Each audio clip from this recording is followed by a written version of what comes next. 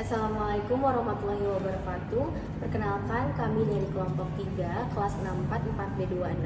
Kami akan mempresentasikan hasil penelitian kami yang berjudul pengaruh ROE, DER, dan NPM terhadap harga saham PT Wijaya Karya.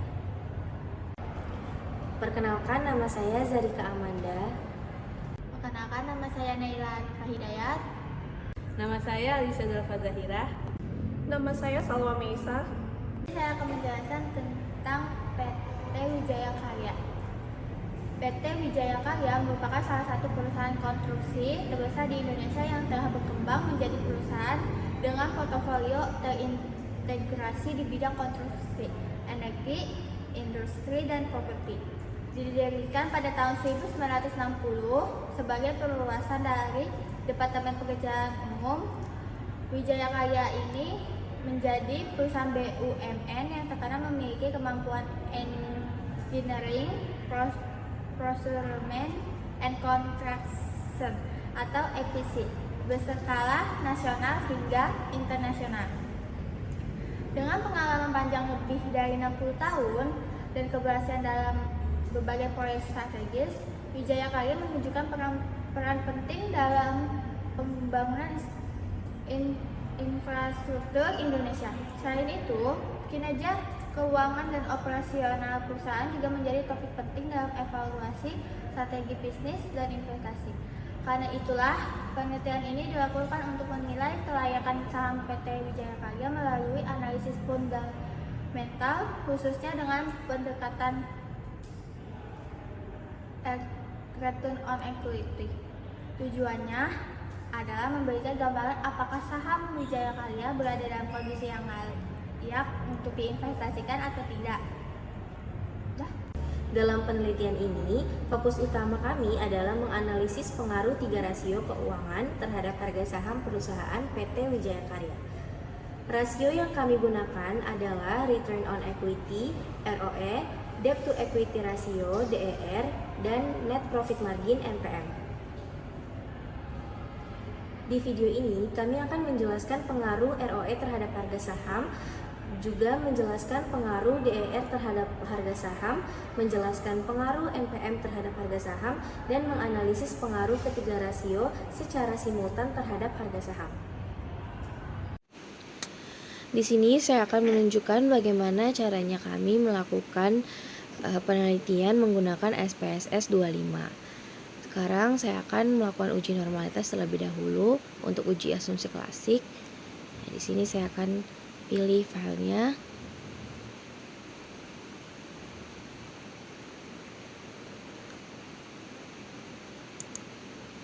Lalu kita akan ke variabel view dan ubah measure-nya ke nominal. Saya akan juga mengubah label atau namanya ini menjadi nama-nama rasio. Ini dilakukan untuk pemudahan agar kita tahu X1-nya itu apa, X2-nya apa, dan X3-nya itu apa.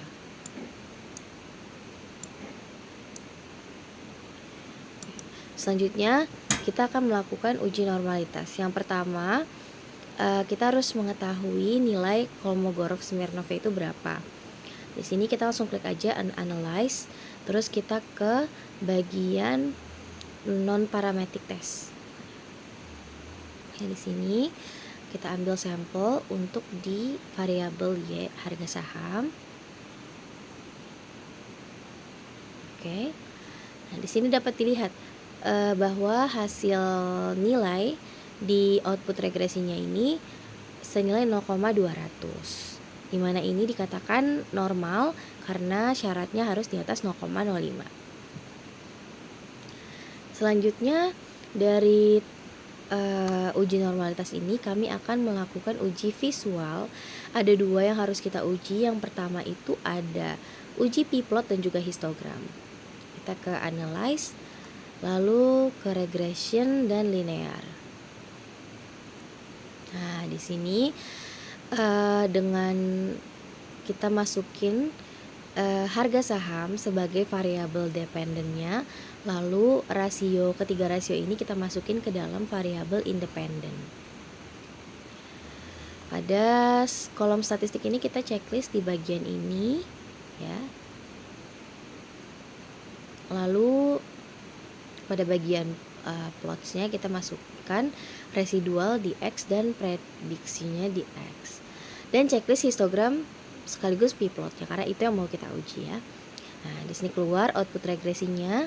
Nah, dapat dilihat di sini bahwa hasil histogram seimbang ya, dia ada di tengah-tengah, tidak terlalu condong ke kiri dan juga tidak terlalu condong ke kanan. Maka di sini dapat dilihat bahwa secara visual histogram data rasio-rasio ini terdistribusi normal. Lanjut pada uji visual p-plot, titik-titik residual ini mengikuti arah garis diagonal. Maka ini juga membuktikan ya, menunjukkan bahwa dalam visual p-plot hasil model regresi ini terdistribusi normal. Maka data kami lolos secara uji normalitas. Setelah melakukan uji normalitas, sekarang kami akan melakukan uji multikolinearitas. Di sini kan tadi ada ya output regresinya. Kita lihat di tabel koefisien. Nah, di sini kita lihat di bagian tolerance dan VIF. Untuk tolerance sendiri ini kan syaratnya itu harus di bawah harus di atas 0,1, sedangkan untuk VIF itu harus di bawah 10. Dapat dilihat ya bahwa di sini mau ROE, DER atau NPM sendiri itu memiliki nilai yang sesuai dengan syarat. Maka dapat dikatakan bahwa data model regresi lulus atau lolos dalam uji multikolinearitas. Seperti itu. Oke, di sini kita langsung lanjut aja untuk melakukan uji heteroskedastisitas. Nah, pada uji heteroskedastisitas ini kita akan ambil di sama output regresi juga di bagian scatter plot. Pada scatter plot ini, titik-titik residual menyebar secara luas, tidak membentuk pola tertentu. Nah, maka di sini secara visual, secara heterokedastisitas dapat dikatakan lolos atau tidak terjadi kesamaan. Tidak terjadi heterokedastisitas. Kita lanjut. Setelah melakukan uji heterokedastisitas, kami juga melakukan uji autokorelasi. Kita ke regression, lalu ke linear dengan settingan yang sama kayak tadi ya. Tapi kita akan checklist Durbin Watson-nya. Ya, di sini kita akan melihat Durbin Watson ya, nilai Durbin Watson. Setelah keluar nih hasil output regresinya, kita melihat di bagian tabel model summary. Nah, di sini terlihat ya bahwa hasil daripada Durbin Watson ini dinilai 2,273.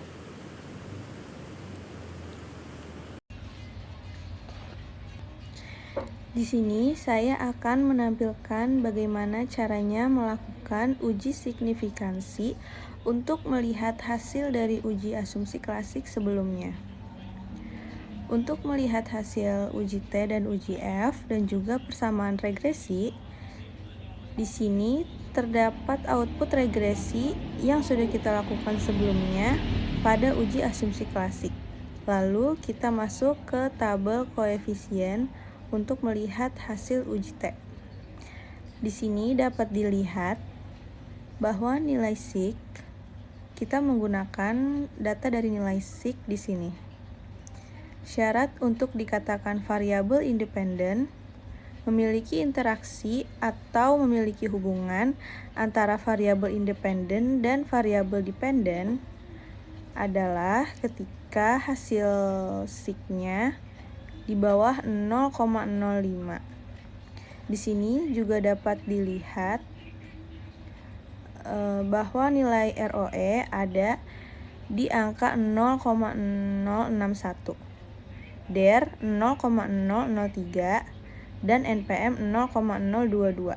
Maka di sini dapat dilihat bahwa seluruh variabel dikatakan memiliki hubungan atau interaksi terhadap harga saham. Lalu kita lihat untuk uji F-nya. Pada uji F di sini kita akan melihat di tabel ANOVA. Syarat untuk lolos uji simultan atau uji F, nilai SIK pada tabel ANOVA harus di bawah 0,05, dan di sini bisa dilihat juga hasil SIK-nya berada di 0,018, yang berarti ini lolos uji simultan. Maka dapat dikatakan seluruh rasio berpengaruh secara bersama-sama terhadap harga saham. Penelitian ini menggunakan regresi linear berganda untuk melihat seberapa besar ketiga rasio keuangan ini mempengaruhi harga saham. Hasil uji simultan menunjukkan bahwa ROE, DER, dan NPM bersama-sama berpengaruh signifikan terhadap harga saham. Artinya, model ini layak digunakan untuk prediksi. Namun, secara parsial hanya DER dan NPM yang signifikan, sementara ROE tidak berpengaruh secara statistik. Menariknya, DER dan NPM justru berpengaruh negatif, yang berarti kenaikan rasio tersebut cenderung diikuti penurunan harga saham. Koefisien determinasi sebesar 55,4% menunjukkan bahwa lebih dari setengah variasi harga saham bisa dijelaskan oleh ketiga rasio ini. Sisanya dipengaruhi oleh faktor lain di luar model. Kesimpulannya, faktor keuangan memang penting, tapi masih ada variabel lain yang juga perlu dipertimbangkan dalam menganalisis harga saham.